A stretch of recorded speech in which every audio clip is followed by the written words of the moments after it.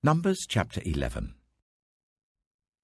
Now the people complained about their hardships in the hearing of the Lord. And when he heard them, his anger was aroused. Then fire from the Lord burned among them and consumed some of the outskirts of the camp. When the people cried out to Moses, he prayed to the Lord, and the fire died down. So that place was called Taberah, because fire from the Lord had burned among them.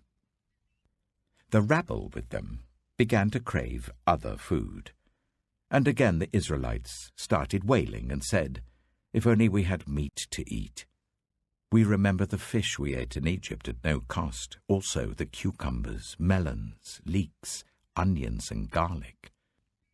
But now we have lost our appetite. We never see anything but this manna." The manna was like coriander seed and looked like resin.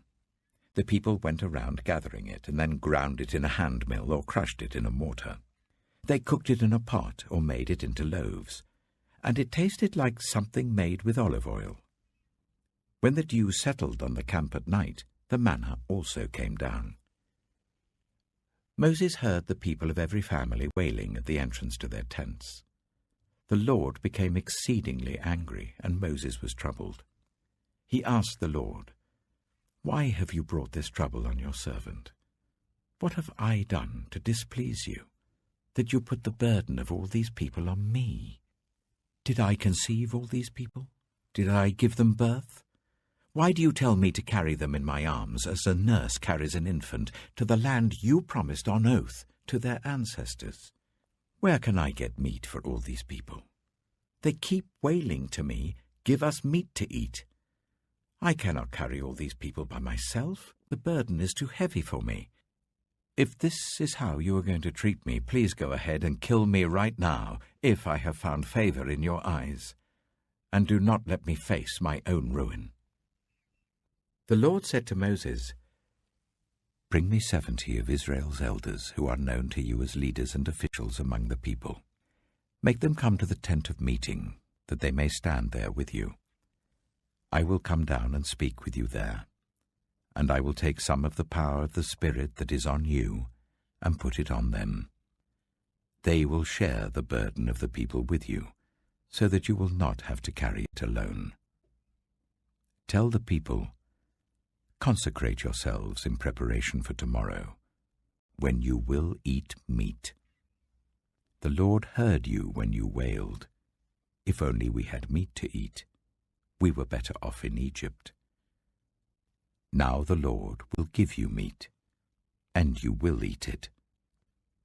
You will not eat it for just 1 day or 2 days or 5, 10, or 20 days, but for a whole month, until it comes out of your nostrils and you loathe it, because you have rejected the Lord who is among you, and have wailed before him, saying, 'Why did we ever leave Egypt?'" But Moses said, "Here I am among 600,000 men on foot, and you say, 'I will give them meat to eat for a whole month?' Would they have enough if flocks and herds were slaughtered for them? Would they have enough if all the fish in the sea were caught for them?" The Lord answered Moses, "Is the Lord's arm too short? Now you will see whether or not what I say will come true for you." So Moses went out and told the people what the Lord had said.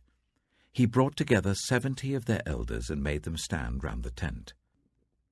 Then the Lord came down in the cloud and spoke with him, and he took some of the power of the Spirit that was on him and put it on the 70 elders. When the Spirit rested on them, they prophesied, but did not do so again. However, 2 men, whose names were Eldad and Medad, had remained in the camp. They were listed among the elders, but did not go out to the tent. Yet the Spirit also rested on them, and they prophesied in the camp.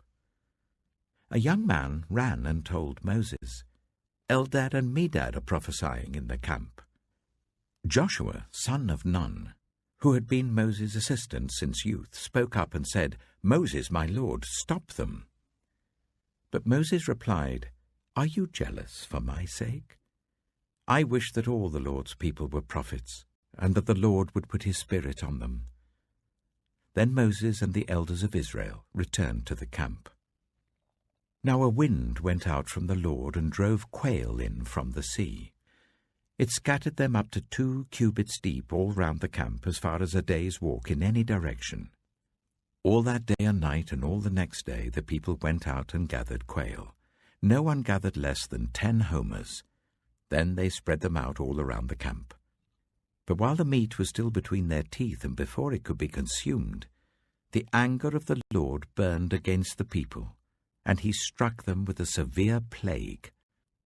Therefore the place was named Kibroth Hattaavah, because there they buried the people who had craved other food. From Kibroth Hattaavah the people travelled to Hazeroth and stayed there. Numbers chapter 12. Miriam and Aaron began to talk against Moses because of his Cushite wife, for he had married a Cushite.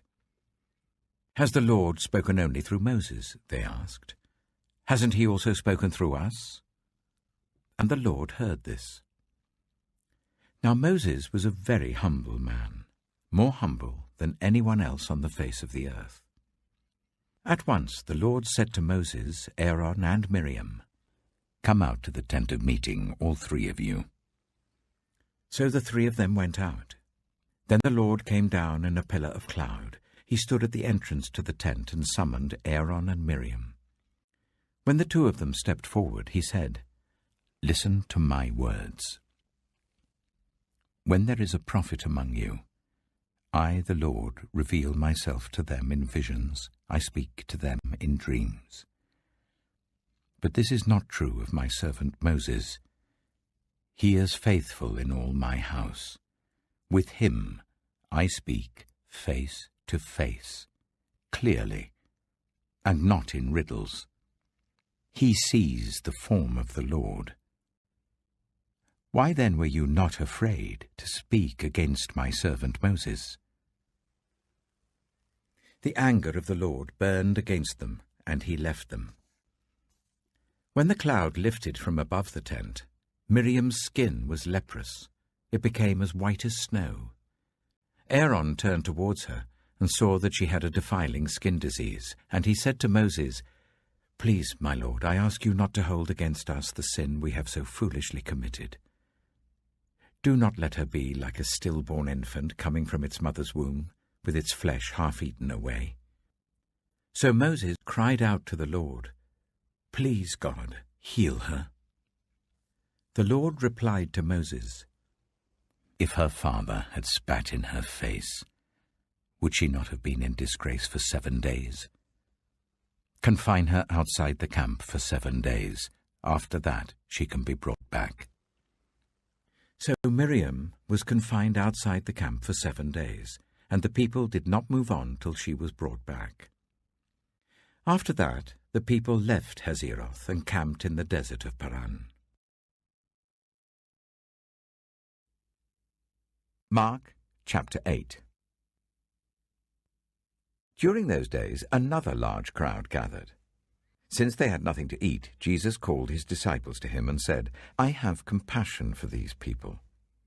They have already been with me 3 days and have nothing to eat. If I send them home hungry, they will collapse on the way, because some of them have come a long distance." His disciples answered, "But where in this remote place can anyone get enough bread to feed them?" "How many loaves do you have?" Jesus asked. 7, they replied. He told the crowd to sit down on the ground. When he had taken the 7 loaves and given thanks, he broke them and gave them to his disciples to distribute to the people, and they did so. They had a few small fish as well. He gave thanks for them also, and told the disciples to distribute them. The people ate and were satisfied. Afterwards the disciples picked up 7 basketfuls of broken pieces that were left over. Above 4,000 were present. After he had sent them away, he got into the boat with his disciples and went to the region of Dalmanutha. The Pharisees came and began to question Jesus. To test him, They asked him for a sign from heaven. He sighed deeply and said, "Why does this generation ask for a sign? Truly I tell you, no sign will be given to it." Then he left them, got back into the boat, and crossed to the other side. The disciples had forgotten to bring bread, except for one loaf they had with them in the boat. "Be careful," Jesus warned them. "Watch out for the yeast of the Pharisees and that of Herod." They discussed this with one another and said, "It is because we have no bread." Aware of their discussion, Jesus asked them, "Why are you talking about having no bread? Do you still not see or understand? Are your hearts hardened? Do you have eyes but fail to see, and ears but fail to hear? And don't you remember, when I broke the 5 loaves for the 5,000, how many basketfuls of pieces did you pick up?" 12, they replied. "And when I broke the 7 loaves for the 4,000, how many basketfuls of pieces did you pick up?" They answered, 7. He said to them, "Do you still not understand?" They came to Bethsaida, and some people brought a blind man and begged Jesus to touch him. He took the blind man by the hand and led him outside the village. When he had spat on the man's eyes and put his hands on him, Jesus asked, "Do you see anything?" He looked up and said, "I see people. They look like trees walking around." Once more Jesus put his hands on the man's eyes. Then his eyes were opened, his sight was restored, and he saw everything clearly. Jesus sent him home, saying, "Don't even go into the village." Jesus and his disciples went on to the villages around Caesarea Philippi. On the way he asked them, "Who do people say I am?" They replied, "Some say John the Baptist, others say Elijah, and still others one of the prophets." "But what about you?" he asked. "Who do you say I am?" Peter answered, "You are the Messiah." Jesus warned them not to tell anyone about him. He then began to teach them that the Son of Man must suffer many things and be rejected by the elders, the chief priests, and the teachers of the law, and that he must be killed, and after 3 days rise again. He spoke plainly about this, and Peter took him aside and began to rebuke him. But when Jesus turned and looked at his disciples, he rebuked Peter. "Get behind me, Satan," he said. "You do not have in mind the concerns of God, but merely human concerns." Then he called the crowd to him along with his disciples and said, "Whoever wants to be my disciple must deny themselves and take up their cross and follow me. For whoever wants to save their life will lose it, but whoever loses their life for me and for the gospel will save it. What good is it for someone to gain the whole world, yet forfeit their soul? Or what can anyone give in exchange for their soul?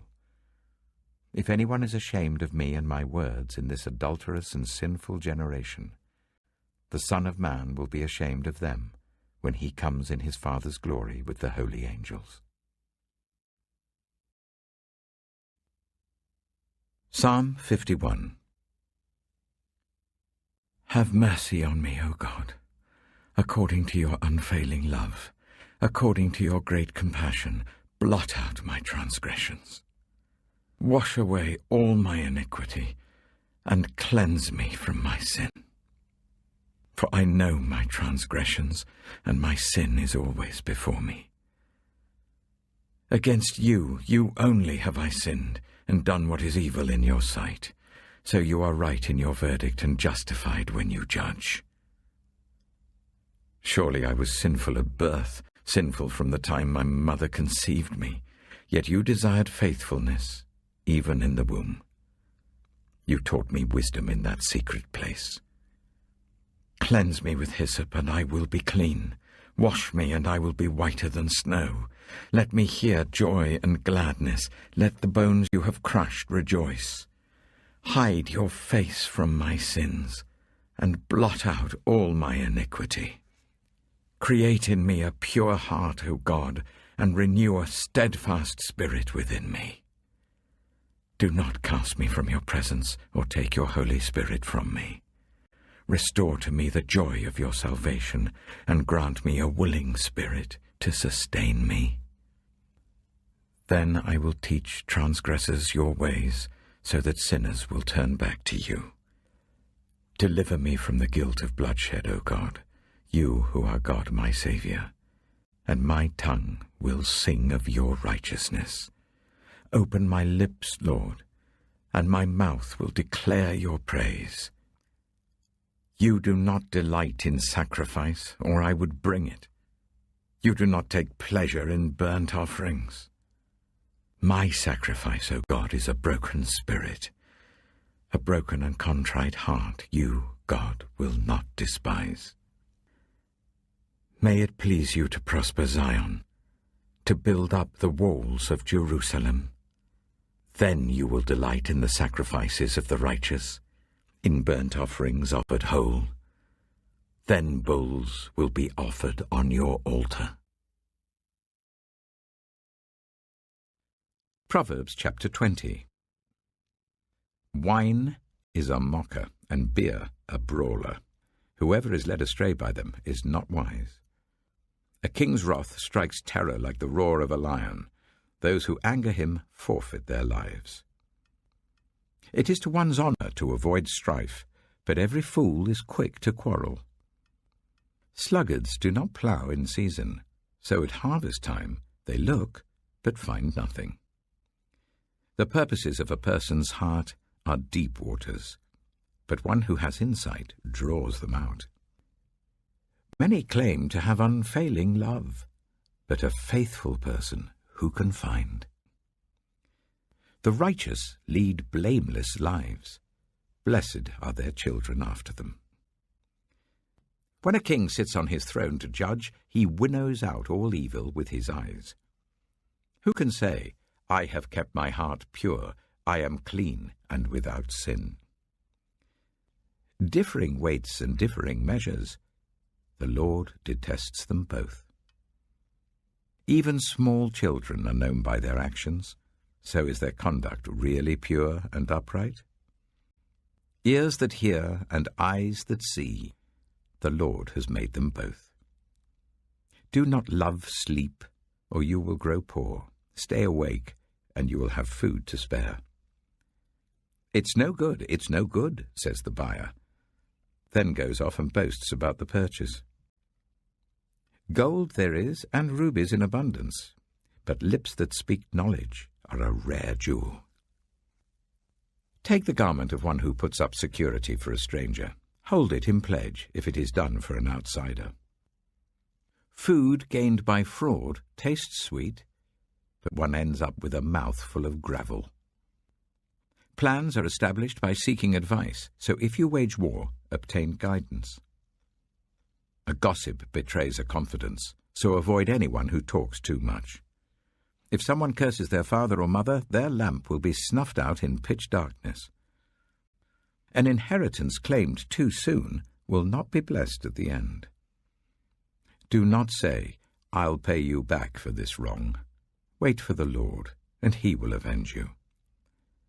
The Lord detests differing weights, and dishonest scales do not please him. A person's steps are directed by the Lord. How then can anyone understand their own way? It is a trap to dedicate something rashly, and only later to consider one's vows. A wise king winnows out the wicked. He drives the threshing wheel over them. The human spirit is the lamp of the Lord that sheds light on one's inmost being. Love and faithfulness keep a king safe. Through love, his throne is made secure. The glory of young men is their strength, grey hair the splendour of the old. Blows and wounds scrub away evil, and beatings purge the inmost being.